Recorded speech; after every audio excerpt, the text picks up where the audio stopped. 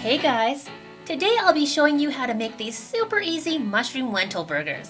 As always, the ingredients are in the description below, but this recipe is fairly flexible, so feel free to experiment. I'm using portobello as they have a great juicy bite to them, but feel free to use other mushrooms if you like. The first step is to cook down the mushrooms. I'm just adding them to a hot pan. Then Marmite. The smarter thing would have been to dissolve the Marmite in water before adding it, so maybe do that instead of messing around like I did here.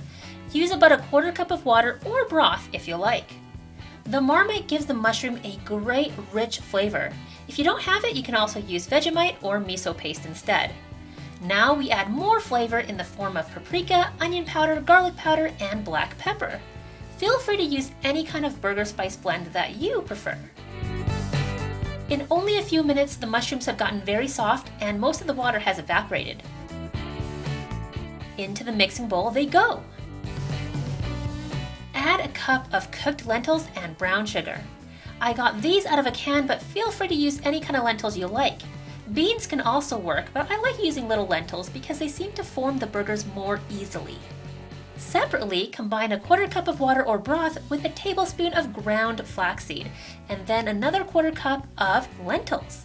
Blend that until smooth, and now we have this super delicious looking goop. Okay, it looks gross, but trust guys, it will all work out.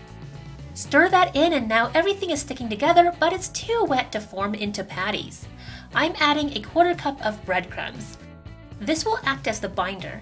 You can test it now to see if it holds together well. Add a little bit more if you need to, but try not to add too much. Make sure to taste it and add any seasonings you like. That's one of the nice things about making vegan burgers. You can taste as you go without worrying too much about E. coli or salmonella. I'm adding 2 tablespoons of nooch, which by the way is a very veganish way of saying nutritional yeast. It's a form of inactive yeast that has an umami flavor. Sounds a bit weird, but used right, it tastes great. When making the patties, just scoop up a bunch and pat it into shape with your clean hands. When they are all ready, it's time to cook. You'll need a little oil to get a nice browning on these burgers. I'm using refined coconut oil. Once your pan is hot, place the patties on and cook for about 3 minutes.